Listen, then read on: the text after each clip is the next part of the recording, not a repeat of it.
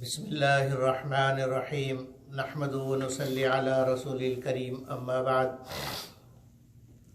فاعوذ باللہ من الشیطان الرجیم بسم اللہ الرحمن الرحیم اقترب للناس حسابهم وهم في غفلة معرضون ما يأتيهم من ذکر من ربهم محدث إلا استمعوه وهم يلعبون صدق اللہ العظیم۔ یہ مکی سورت اور 17واں پارہ ہے۔ آج کا درس 17ویں پارے پر انشاءاللہ ہوگا۔ اس پارے میں پہلی سورت الانبیاء ہے۔ مکہ مکرمہ میں یہ سورت نازل ہوئی اور سورت الانبیاء اس کا نام اس لیے ہے کہ 17 انبیاء علیہ السلام کے حالات اور واقعات کا اس میں تذکرہ ہے، کچھ کا تفصیلاً اور کچھ کا اجمالاً۔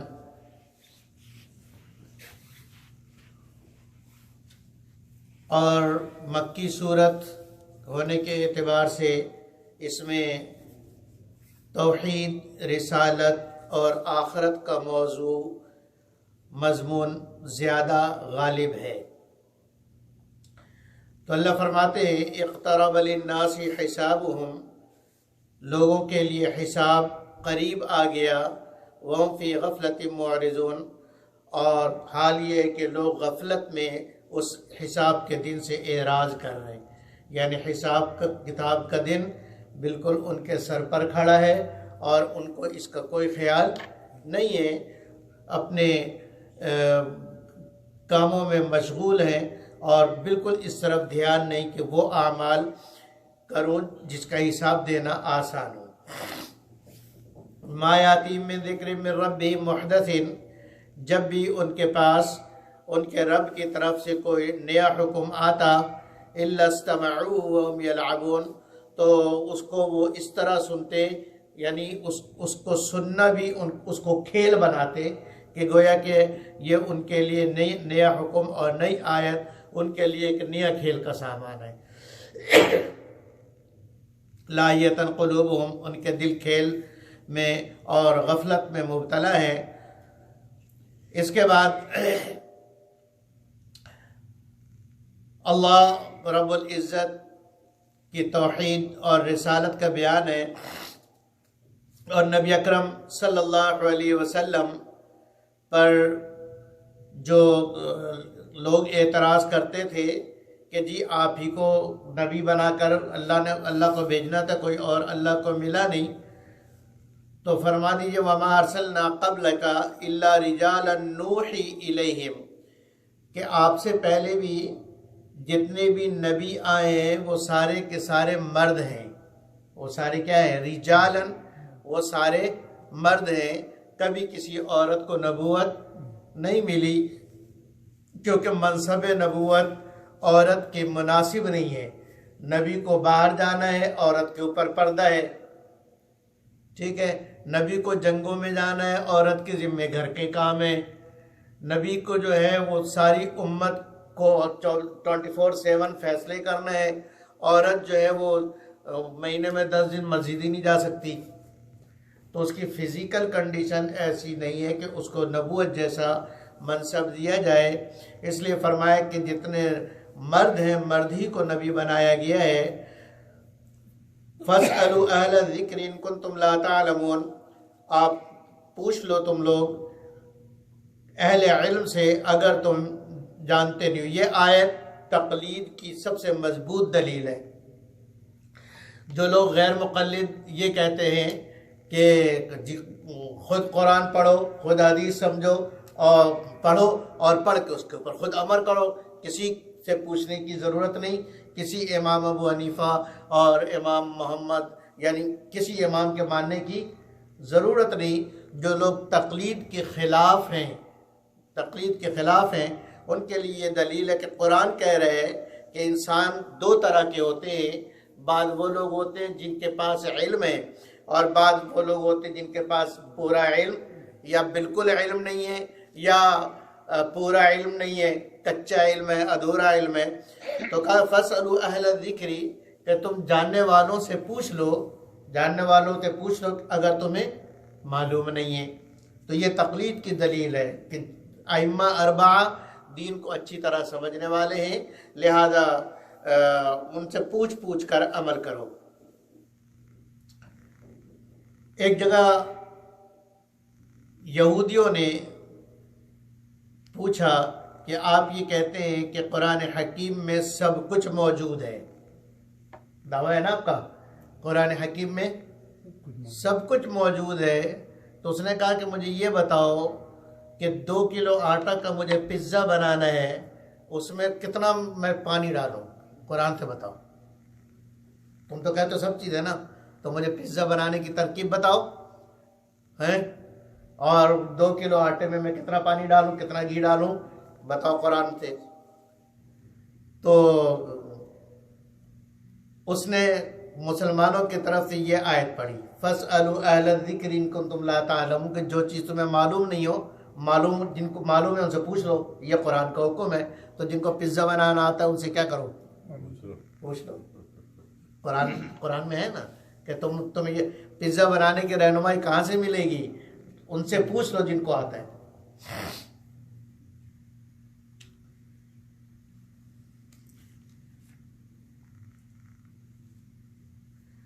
آگے اللہ فرماتے ہیں کہ کتنی بستیوں کو جو انہوں نے اللہ کو نہیں مانا، اللہ کی وحدانیت کو تسلیم نہیں کیا، تو وَكَمْ قَسَمْنَا مِنْ قَرْيَةٍ كَانَتْ ظَالِمَةً وَأَنشَأْنَا بَعْدَهَا قَوْمًا آخَرِينَ، کتنی بستی ہے جن کو ہم نے کچل دیا، جن کو ختم کر دیا، اس لیے کہ وہ ظالم تھے، اللہ کی مانتے نہیں تھے، پھر ان کو ختم کر کے ہم دوسرے لوگ دنیا کے اندر لے آئے، اور جن کو ہلاک و برباد کیا عذاب میں، تو ان کی نشانیاں بھی دنیا کے اندر موجود نہیں ہے، ان کی ساری نسلیں تباہ و برباد ہو گئی۔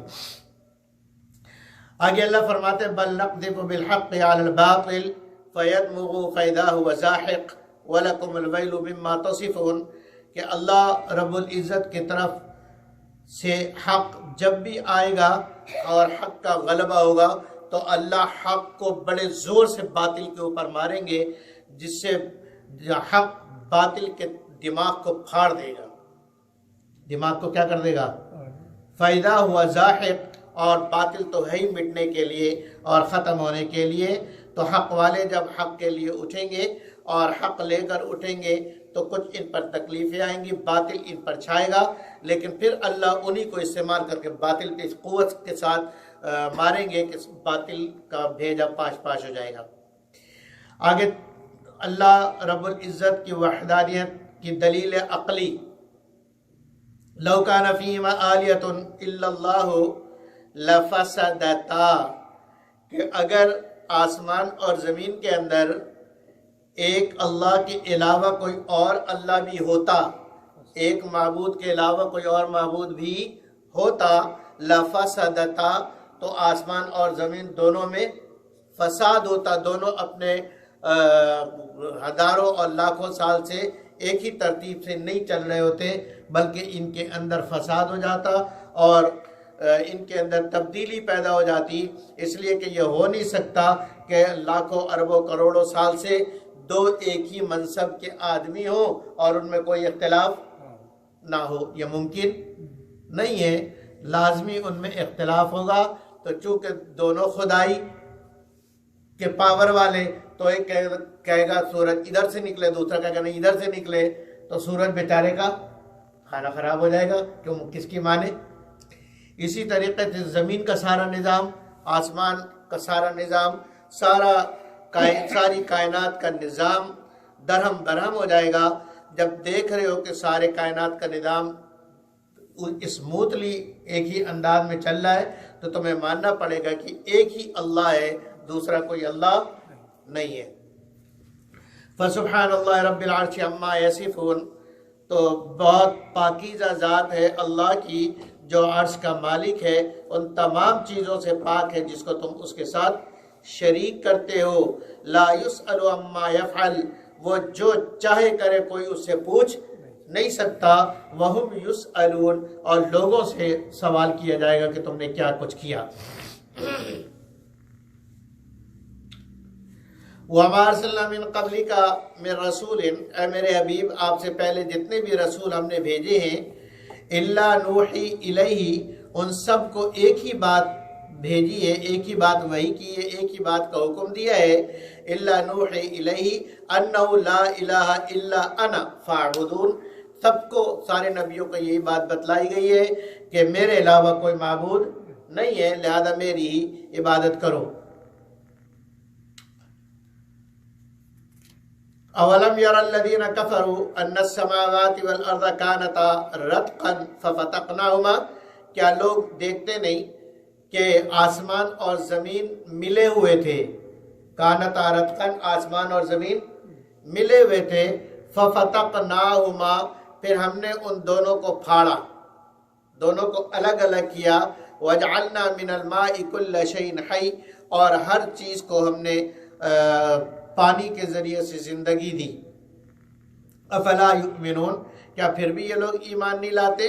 یعنی یہ جو ڈارون کا جو عقیدہ ہے کہ بہت بگ بینگ ہوا اور دھماکہ ہوا اور آسمان اور زمین، اتنے پر تو متفق وہ بھی ہے، وہ کافر بھی اتنے پہ متفق ہے کہ آسمان اور زمین کیا تھے؟ ملے ہوئے تھے۔ آگے وہ گڑبڑ کرتا ہے، اور آگے گڑبڑ کیا کرتا ہے کہ ایک بہت بڑا دھماکہ ہوا۔ دھماکہ تیرے باپ نے کیا؟ دھماکہ کس نے کیا؟ اگر ہوا بھی تو کس نے کیا؟ کہہ رہے ایک بہت بڑا دھماکہ ہوا، اور دھماکے سے آسمان اوپر چلا گیا، زمین نیچے چلی گئی، اور سارا سسٹم جو ہے وہ بن گیا۔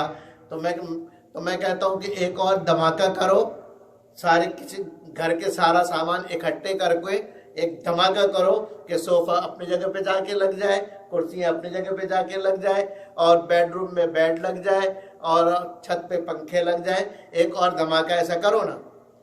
تو جب چھوٹا سے چھوٹا دھماکہ ایسا، اس لیے کہ جب دھماکہ ہوتا ہے تو دھماکے کی خصوصیت یہ ہے کہ وہ چیزیں ٹوٹتی ہیں۔ چیزیں کیا ہوتی ہیں؟ ٹوٹتی ہیں، بکھرتی ہیں، چیزیں جو ہے ایک ترتیب پہ فٹ نہیں ہوتی ہیں۔ ایسا کوئی دھماکے کا وجود نہیں ہے، اور نہ کوئی ایسا کوئی دھماکہ بنا سکتا ہے کہ وہ دھماکہ وہ چیزیں ترتیب سے ساری جو ہے وہ لگ گئی، ایسا ممکن ہی نہیں ہے، کیونکہ جب دھماکہ ہوگا تو اس سے چیزیں ٹوٹیں گی، اس سے چیزیں کیا ہوں گی؟ ٹوٹیں گی، اور بنی ہوئی چیز بھی خراب ہو جائے گی، نہ کہ وہ جا کے اپنی ترتیب سے لگ جائے، اپنے خانے میں فٹ ہو جائے۔ سمجھ آ گئی؟ تو ایسے پاگل آدمی تھا۔ وَجَعَلْنَا فِي الْأَرْضِ رَوَاسِيَ، اور پھر زمین کے اندر، زمین کو جب پیدا کیا، بنایا، تو زمین پانی کے اوپر تھی، تو زمین ہل رہی تھی، کشتی کی طرح موو ہو رہی تھی۔ تو اللہ رب العزت نے وَجَعَلْنَا فِي الْأَرْضِ رَوَاسِيَ، زمین کے اوپر ہم نے بڑے بھاری بھاری پہاڑ اتارے، وَجَعَلْنَا تَمِيدَ بِهِمْ، تاکہ وہ لوگوں کو لے کر ہلے نہیں، سالڈ رہے۔ لوگوں کو زمین حرکت کر رہی ہے لیکن لوگوں کو پتہ نہیں ہے، لیکن پہلے اتنا زیادہ زلزلہ تھا کہ اس پہ ٹکنا مشکل تھا۔ سمجھ آگے کہ نہیں؟ اور پہاڑ جو اللہ رب العزت نے، پہاڑ زمین کی پیداوار ہے یا پہاڑ آسمانی مخلوق ہے؟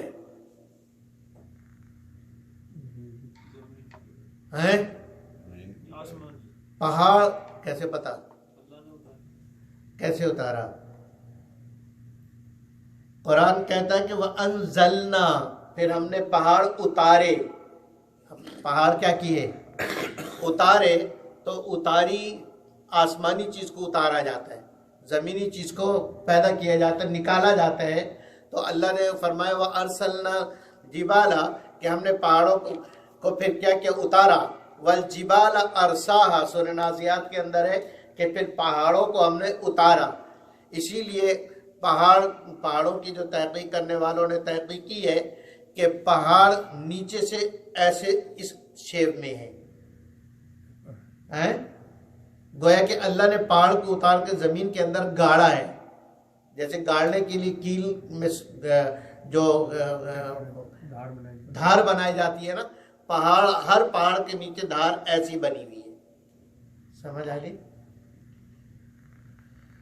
ہاں آگے فرمایا کل نفس ذائقۃ الموت، ہر نفس نے موت کا مزہ چکھنا ہے۔ منافق یہ مشرکین مکہ کبھی کبھی اپنی میٹنگوں میں کہا کرتے تھے کہ محمد صلی اللہ علیہ وسلم بھی ایک انسان ہے، جب ان کا انتقال ہو جائے گا تو پھر ہم خوشیاں منائیں گے۔ تو اللہ نے کہا کہ آپ ان سے کہہ دیجئے کہ ہر محمد صلی اللہ علیہ وسلم کی انتقال کرنے پہ خوشی کی کیا بات ہے، مرنا تو تمہیں بھی ہے، تم نے کون سا ہمیشہ رہنا ہے۔ تو موت اگر خوشی منانے کی چیز ہوتی تو پھر تمہارے موت پر بھی کوئی خوشیاں منائے گا۔ وَنَبْلُوكُمْ بِالشَّرِّ وَالْخَيْرِ فِتْنَةً، اور ہم تم کو ضرور آزمائیں گے، شر دے کر اور خیر دے کر، آسانیاں دے کے اور مشکل دے کے، تکلیف دے کے اور راحت دے کے، بھوک دے کے اور کھانا دے کے، فتنہ تمہیں آزمائیں گے کہ تم کیا کرتے ہو۔ وَإِلَيْنَا تُرْجَعُونَ، اور ہمارے طرف ہی تم کو لوٹنا ہے۔ تو یہ آیت کل نفس ذائقۃ الموت یہ بتلا رہی ہے کہ ہر ایک نے مرنا ہے، لیکن انبیاء علیہ السلام پر وہ موت نہیں آتی۔ یہ اہل سنت والجماعت کا عقیدہ ہے، اور حضرت صلی اللہ علیہ وسلم کی سینکڑوں درجنوں حدیث سے یہ بات ثابت ہے کہ انبیاء علیہ السلام پر موت نہیں آتی۔ انبیاء علیہ السلام اپنے قبروں میں زندہ ہیں، اور ان کو باقاعدہ روزی دی جاتی، کھانا دیا جاتا ہے، اور اپنے ہر نبی اپنے روضہ اطہر کے اندر زندہ ہے۔ تو اس آیت کو صرف پیش نہیں کیا جا سکتا، اس لیے کہ اس میں نبی اکرم صلی اللہ علیہ وسلم کی وفات کا کوئی اشارہ نہیں ہے، کہ یہ صرف اطلاع دی گئی ہے، موت کی اطلاع دی گئی ہے، موت آپ صلی اللہ علیہ وسلم پر واقع ہوئی ہے، اس کی یہاں پر کوئی اطلاع نہیں ہے۔ لہذا عقیدہ اہل سنت کا والجماعت کا وہی ہے کہ حضرت صلی اللہ علیہ وسلم اور سارے انبیاء باقاعد حیات ہیں اپنی اپنی قبروں میں۔ جو دور سے آپ صلی اللہ علیہ وسلم پہ درود پڑھتا ہے، فرشتے اس درود کو نام اور بمع ولدیت کے پہنچاتے ہیں، اور جو آپ صلی اللہ علیہ وسلم کا روضہ اطہر پر کھڑے ہو کے درود السلام پڑھتا ہے، آپ صلی اللہ علیہ وسلم خود اس کو سماعت فرماتے ہیں۔ یہ ایسا لازمی عقیدہ ہے کہ جو یہ عقیدہ نہ رکھے اس کا مسلمان ہونا، ایمان دار ہونا مشکوک ہے۔ اس لیے کہ یہ عقیدہ دلیل قطعی سے ثابت ہے، جو عقیدہ دلیل قطعی سے ثابت ہو اس کی مخالفت کرنا یا اس کے خلاف عقیدہ رکھنا یہ کفر ہے۔ کیا ہے؟ کفر ہے۔ خلق الانسان من اجل، انسان بڑا جلد باز ہے۔ سوریکم آیاتی فلا تستعجلون، ہم عنقریب انسانوں کو اپنی نشانیاں دکھائیں گے تو ان کو چاہیے کہ جلدی نہ کریں، انتظار کریں۔ اس کے بعد آگے فرمایا وَنَدَعُ الْمَوَازِينَ الْقِسْطَ لِيَوْمِ الْقِيَامَةِ، کہ قیامت کے دن ہم ترازو قائم کریں گے، قیامت کے دن ہم ترازو قائم کریں گے۔ لیوم فلا تظلم نفس شیئا، تو کسی نفس کے اوپر ظلم نہیں ہوگا۔ اب یہاں پہ گویا کہ ترازو ہوگا، جیسا ترازو اللہ چاہیں گے، ترازو ہوگا جس میں ہر ترازو ہوتا ہے تولنے کے لیے۔ کس کے لیے ہوتا ہے؟ تولنے کے لیے۔ تو گویا کہ اعمال کو تولا جائے گا کہ کس کے عمل کا وزن کتنا ہے۔ اس لیے فرمایا کہ وَإِن كَانَ مِثْقَالَ حَبَّةٍ مِّنْ خَرْدَلٍ أَتَيْنَا بِهَا، ایک مثقال جو سب وزن میں سب سے ہلکا ہے، اتنی بھی کوئی چیز نیکی یا برائی لے کر آئے گا تو وہ بھی لا کے پلڑے میں ڈال دیا جائے گا۔ اب یہ سوال یہ پیدا ہوتا ہے کہ اعمال تولے جائیں گے، کیا تولے جائیں گے؟ تولا تو اس چیز کو جاتا ہے جو فزیکلی کوئی چیز ہو۔ ٹھیک ہے، آپ نے عصر کی نماز پڑھی، مجھے دکھاؤ کہاں ہے؟ ٹھیک ہے، ظہر کی نماز مجھے دکھاؤ کہاں ہے؟ کس کو تولیں؟ ایسا تو نہیں نا کہ عصر کی نماز پڑھی اور آپ نے اس کو طے کر کے حفاظت سے رکھ دیا کہ قبر میں میرے ساتھ ڈال دینا۔ ٹھیک ہے کہ نہیں؟ تو اب کیسے تولے گا، اس کے بارے میں پہلے زمانے میں مختلف رائے ہوا کرتی تھی جب یہ سائنسی آلات وغیرہ نہیں تھے۔ کسی نے کہا کہ عمل کرنے والے انسان کو تولا جائے گا، پلڑے میں اس کو رکھا جائے گا تو اس کا اپنا وزن اس کے اعمال کے مطابق ہوگا۔ اور بعض لوگوں نے کہا کہ وہ دفتر، وہ کاپیاں، وہ نوٹ بک جس میں فرشتے لکھ رہے ہیں وہ نوٹ بکوں کو رکھا جائے گا۔ اور بعض لوگوں نے یہ کہا کہ ہر عمل کو اللہ شکل عطا فرمائیں گے، نماز کی الگ شکل ہوگی، جسم ہوگا نماز کا، روزہ کی الگ شکل ہوگا، جسم ہوگی، اور وہ گویا کہ ان کو پڑھنے کے اندر رکھا جائے گا اور ان کو تولا جائے گا۔ تو یہ مختلف اقوال تھے اس وقت، لیکن اب تو بہت آسان ہے کہ ایسی چیزیں تولی جاتی، ناپی جاتی ہیں جو دکھتی نہیں ہے۔ جیسے ہوا ہے، ہوا کا پریشر کتنا ہے تولا جاتا ہے، ٹھیک ہے؟ تو ایسی جب انسان ایسے آلات بنا سکتا ہے کہ جس میں نظر نہ آنے والی گرمی کتنی ہے تولا جا رہا ہے، سردی کتنی کمرے کے اندر تولا جا رہا ہے، وہ ہوا کتنی ہے تولا جا رہا ہے، تو جب ایسی معمولی چیزیں انسان ایسے آلات بنا سکتے ہیں جو ان کو تول سکے، تو اللہ رب العزت تو خلاق العلیم ہے، تو وہ اگر وہاں کوئی ایسا آلہ بنا لے جو نظر نہ آنے والے نماز کو بھی تول دے، تو اس میں کیا شک ہے؟ ٹھیک ہے کہ نہیں؟ اس کے بعد انبیاء علیہ السلام کے واقعات، سب سے پہلے موسیٰ علیہ السلام اور ہارون علیہ السلام کا ذکر ہے کہ ہم نے ان کو فرقان عطا فرمایا، مراد تورات ہے، اور روشنی عطا فرمائی، اور متقین کے لیے نصیحتیں تھی اس میں۔ پھر حضرت ابراہیم علیہ السلام کا واقعہ کہ ابراہیم علیہ السلام کو ہم نے رشد و ہدایت دی سارے عالم میں، اور انہوں نے اپنے باپ سے کہا کہ یہ کیا شکلوں کو آپ خود بناتے ہیں اور پھر ان کی خود ہی پوجا کرتے ہیں؟ باپ کو منع کیا اور ساری قوم کو منع کیا، ساری قوم کو دعوت دیتے تھے۔ جب قوم نہیں مانی اور اتفاق سے عید کا دن آ گیا، اور عید کے دن ساری قوم جاتی تھی باہر میلے میں بادشاہ سمیت، اور سارے دن جو ہے وہ دھما چوکڑی مچاتے تھے اور سارے دن وہ کھیلتے کودتے تھے۔ شام میں قوم ساری کی ساری واپس آتی تھی، اور آتے ہی سب سے پہلے اپنے بت خانے میں جاتے تھے، بت کے آگے سجدہ کرتے، اور پھر اپنے اپنے گھروں کو جاتے تھے۔ جب وہ دن آیا تو ان لوگوں نے ابراہیم علیہ السلام سے بھی کہا کہ بھئی چلو بھئی تم بھی چلو، تو ابراہیم علیہ السلام نے فرمایا کہ میں نہیں جا سکتا، اس لیے کہ میں بیمار ہوں، اس لیے کہ کیا ہوں؟ بیمار ہوں۔ اور ان کا اپنے آپ کو بیمار کہنا اس لیے تھا کہ تمہاری بد عقیدتی کو دیکھ کر مجھے بڑی تکلیف ہے، اور تمہارے شرک کو دیکھ کر مجھے کیا ہے؟ تکلیف ہے۔ تو بیماری سے مراد یہ تکلیف تھی، ٹھیک ہے کہ نہیں؟ اور پھر دل میں کہا تاللہ لأکیدن اصنامکم، تم چاہو نا تمہارے بتوں کے ساتھ میں کرتا ہوں کچھ، بعد ان تولوا مدبرین، جب تم واپس آؤ گے نا، جب دیکھنا تمہارے بتوں کا میں کیا حشر کرتا ہوں۔ قوم چلی گئی، یہ فجعلناہم جزادا، اندر ایک کڑھاڑا لے کر گھسے بت خانے میں، اور دمدم مسخل اندر سارے بتوں کے اوپر شروع، کسی کے ہاتھ توڑے، کسی کے پیر توڑے، کسی کے ناک توڑے، کسی کا سر توڑا، اور ساروں کو زمین بوس کر دیا۔ جو ان میں سب سے بڑا تھا اس کو چھوڑ دیا، اور پھر کلہاڑی اس کے اوپر ٹانگ دی، کلہاڑی اس کے اوپر ٹانگ دی کہ ان لوگ کو چاہیے کہ عقل مند اگر ہوں گے تو ان کو چاہیے کہ آتی اپنے بڑے والے خدا سے پوچھے کہ تو نے سب کو اپنے سارے چھوٹوں کو مار ڈالا کمبخت۔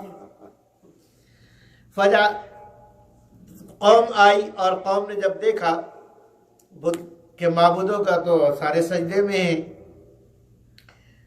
تو انہوں نے کہا قالوا من فعل هذا بآلهتنا انه لمن الظالمین، کہ یہ ہمارے معبودوں کے ساتھ کس نے یہ حرکت کی، بہت ظالم ہے وہ جس نے ہمارے معبودوں کے ساتھ یہ حرکت کی. تو پھر ان لوگوں میں سے کسی نے کہا سمعنا فتن یذکرہم، ہم نے سنا ایک نوجوان ہے جو ان کے بارے میں بری بات کہتا ہے، ان کی مخالفت کرتا ہے. یقال لہ ابراہیم، اس کو ابراہیم کہا جاتا ہے، یعنی اس کا نام کیا ہے؟ ابراہیم ہے. بادشاہ نے کہا کہ سب کے سامنے اس کو پکڑ کے لاؤ، لوگ دیکھیں، میں اس کو سزا دوں گا. جب وہ ابراہیم علیہ السلام آئے تو انہوں نے پوچھا انت فعلت ھذا بآلہتنا یا ابراہیم، ابراہیم تم نے یہ کام کیا ہمارے معبودوں کے ساتھ؟ قال بل فعل، یا ابراہیم علیہ السلام نے فرمایا کہ یہ بڑے سے پوچھو نا، اس نے کیا ہے. کیا کہا؟ بل فعلہ کبیرہم ھذا فاسألوہم، یہ بڑے نے کیا ہے، اس سے پوچھو. تو ابراہیم، حالانکہ کیا تو ابراہیم علیہ السلام نے نا، تو یہ ابراہیم علیہ السلام کا کہنا طنزن تھا. کیا تھا؟ طنز کیا کہ تم یہ کہتے ہو کہ یہ سارا کچھ کرتے ہیں تو انہی سے پوچھو نا. سمجھ آ گئی؟ یعنی مذاق کی طنز مارا کہ تمہارا عقیدہ کتنا بودھا ہے اور کتنا بیکار ہے. اگر تمہارے عقیدہ ٹھیک ہے تو پھر اسی نے کیا ہوگا نا، اسی کمبخت سے پوچھو. بل فعلہ کبیرہم ھذا. اچھا، دوسرے علماء یہ فرماتے ہیں کہ بل فعلہ یہاں پہ وقف ہے. سمجھ آ گئی کہ یہ کام کیا ہے، کس نے کیا ہے نہیں بتایا.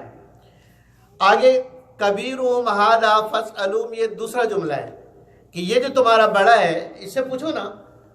تو اب اس طریقے سے اگر فعلو یہ کام کیا ہے، کس نے کیا ہے وہ نہیں بتایا. آگے دوسرا جملہ کہ یہ تمہارا بڑا، اس سے پوچھو، تو اس طرح کوئی جھوٹ کا شائبہ بھی نہیں بنے گا. لیکن اگر اس کو ملا دیا جائے بل فعلوا کبیرہم ھذا کہ اس بڑے نے کیا ہے، تو پھر وہاں جھوٹ کا شائبہ بنے گا. لیکن اس کو توریہ کہتے ہیں. کیا کہتے ہیں؟ توریہ. اور توریہ کا مطلب یہ ہوتا ہے کہ سننے والا کچھ اور سمجھے، کہنے والے کا مطلب کچھ اور ہو اور وہ جھوٹ نہ ہو. ٹھیک ہے؟ تو یہاں پہ بھی یہ جھوٹ نہیں ہے. ابراہیم علیہ السلام کے کہنے کا مقصد کبیر سے مراد اپنی ذات تھی کہ میں ان سب سے بڑا تو میں خود ہوں. ٹھیک ہے؟ لیکن ان کو لگا کہ کبیرہم ھذا بت کی طرف اشارہ کر رہے ہیں، حالانکہ اشارہ نہیں کیا. صرف انہوں نے دیکھا کہ بت کے اوپر بت کے کندھے پر کیا رکھا ہوا ہے؟ کلاڑی رکھا ہوا ہے.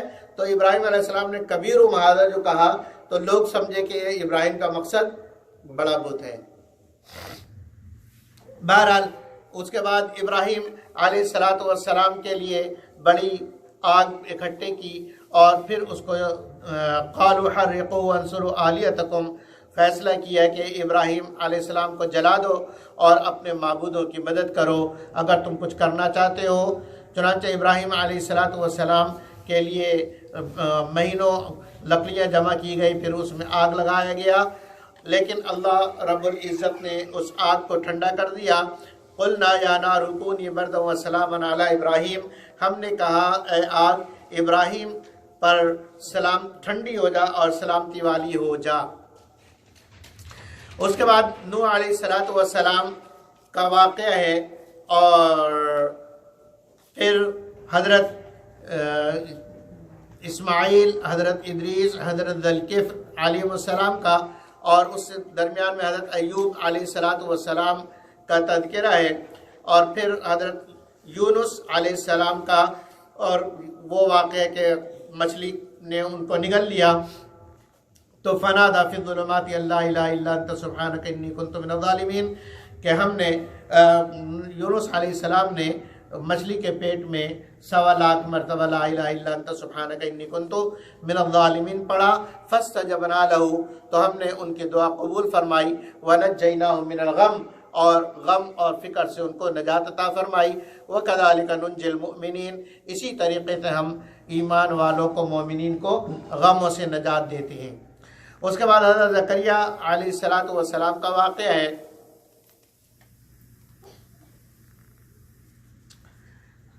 پھر اس کے بعد جہنم میں جہنمی چیخ و پکار کر رہے ہوں گے، لہم فیہا زفیر وہم فیہا لا یسمعون، کہ وہ جہنم کے اندر چیخ و پکار کر رہے ہوں گے اور وہاں ان کی کوئی بات نہیں سنی جائے گی۔ یہ برے لوگوں کا انجام، اور ان کے مقابلے میں نیک لوگوں کا انجام بیان فرمایا۔ اور پھر آگے بیان فرمایا وما ارسلناک الا رحمۃ للعالمین، اے میرے حبیب ہم نے آپ کو سارے عالم کے لیے رحمت بنا کر بھیجا۔ قل انما یوحی، آپ کہہ دیجئے کہ یوحا الی انما الہکم الہ واحد، آپ کہہ دیجئے کہ میرے طرف تو یہ وحی کی گئی کہ میرا معبود، تمہارا معبود صرف ایک اللہ ہے۔ فہل انتم مسلمون، تو تمہیں چاہیے کہ مسلمان ہو جاؤ۔ آخری آیت میں فرمایا قال رب احکم بالحق، نبی اکرم صلی اللہ علیہ وسلم نے دعا مانگی کہ اے ہمارے رب حق کے ساتھ فیصلہ فرما دے، وربنا الرحمن المستعان، اور ہمارا رب رحمان ہے جو مدد کرنے والا ہے، علی ما تصفون، ان چیزوں کے مقابلے میں جو تم کرتے ہو۔ آگے سورۃ الحج ہے، مدنی سورت ہے، اور اس سورت میں قیامت کے احوال کا تذکرہ زیادہ ہے، اسی طریقے سے توحید اور رسالت اور آخرت کا بھی تذکرہ ہے، حج کا تذکرہ ہے اور حج کی فرضیت کا تذکرہ۔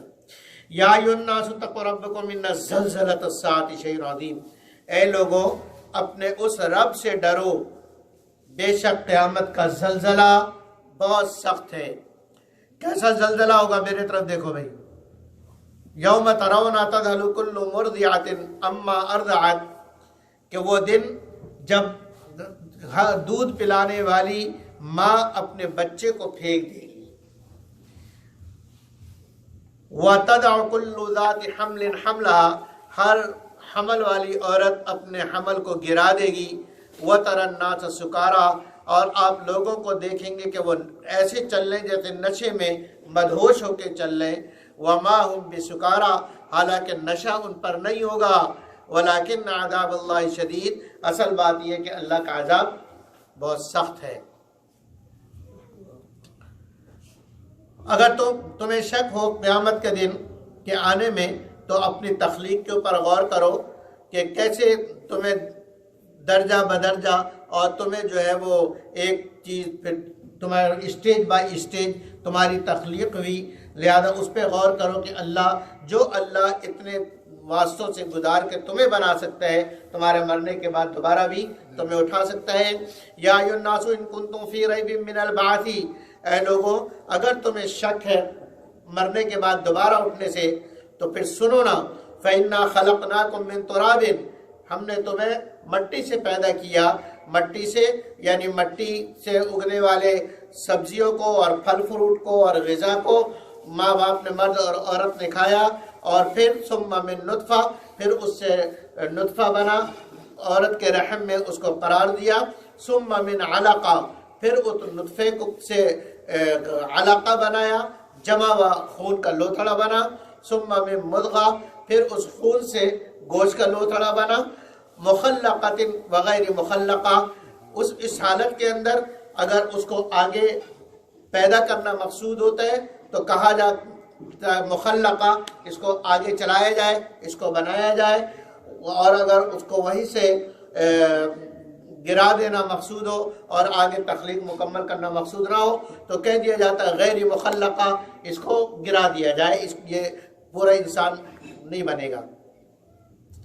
لیبین لکم، تاکہ ہم تم سے بیان کر دیں، ونقر فی الارحام ما نشاء، جتنا وقت ہم چاہتے ہیں اتنا وقت کے لیے ماں کے رحم میں قرار ہم دیتے ہیں، ما نشاء الی اجل مسمى ثم نخرجکم طفلا، پھر چھوٹا سا بچہ طفل کی صورت میں ہم تمہیں نکالتے ہیں، ثم لتبلغوا اشدکم، پھر اس ننھے سے بچے کے اندر قوت ڈالتے ڈالتے پھر اس کو کڑیل نوجوان بنا دیتے ہیں، اپنے زور کو پہنچ جاتے ہو۔ پھر ومنکم من یتوفی، کچھ لوگ تو بڑھاپے سے پہلے ہی مر جاتے ہیں، ومنکم من یرد الی ارذل العمر، اور تم میں سے بعض ایسے جو بڑھاپے کی عمر تک پہنچ جاتے ہیں، لکی لا یعلم من بعد علم شیئا، تاکہ یعنی بڑھاپے کے اندر پھر ان کی وہ کیفیت ہو جاتی ہے کہ علم کے بعد ان کو کچھ معلوم نہیں ہوتا۔ وَتَرَى الْأَرْضَ حَامِدَةً فَإِذَا فرمائے کہ یہ مثال دیکھو کہ جو اللہ اس سے تمہیں پیدا کر سکتا ہے وہ اللہ تمہارے مرنے کے بعد تمہیں دوبارہ بھی پیدا کر سکتا ہے۔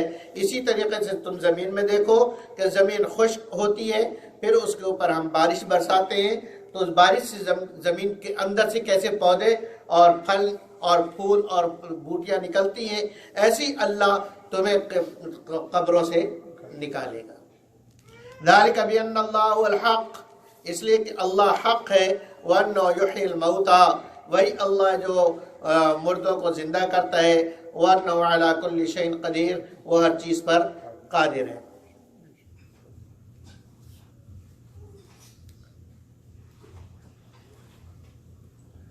اس کے بعد جنت والوں کے بارے میں فرمایا ان اللہ يدخل الذين آمنوا وعملوا الصالحات جنات تجری من تحت الانہار یحلون فیہا من اساور من ذهب ولؤلؤا، کہ جو لوگ ایمان والے نیک عمل والے ہیں جنت میں داخل ہوں گے جن کے نیچے نہریں بہتی ہیں، اور ہم ان کو جنت میں کنگن پہنائیں گے سونے کے اور ہیرے موتی کے، وَلِبَاسُهُمْ فِيهَا حَرِيرٌ، اور جنت میں ان کا لباس ریشم کا ہوگا۔ کس کا ہوگا؟ آگے فرمائے وَإِذْ بَوَّأْنَا لِإِبْرَاهِيمَ مَكَانَ الْبَيْتِ، جب ابراہیم علیہ السلام نے بیت اللہ بنایا تو ہم نے ان کو حکم دیا کہ میرے ساتھ کسی کو شریک نہ کرنا، میرے گھر کو طواف کرنے والے، قیام اور رکوع سجدہ کرنے والوں کے لیے پاک صاف رکھو، اور پھر حکم دیا وَأَذِّن فِي النَّاسِ بِالْحَجِّ، لوگوں کو حج کے لیے آواز دو، یَأْتُوکَ رِجَالًا، لوگ آئیں گے پیدل، وَعَلَى كُلِّ ضَامِرٍ، اور ہر اونٹنی پر، ہر سوار پر، چاہے وہ اونٹنی ہو چاہے گھوڑا ہو، پتلی دبلی، یعنی اتنے دور کا سفر کر کے وہ اونٹنی آئیں گی کہ گھر سے جب چلی تھی تو تگڑی موٹی تازی تھی، یہاں پہنچتے پہنچتے دبلی ہو گئی۔ یَأْتِینَا مِن كُلِّ فَجٍّ عَمِیقٍ، بہت دور دراز کے راستے سے وہ حاجیوں کو لے کر آئیں گی۔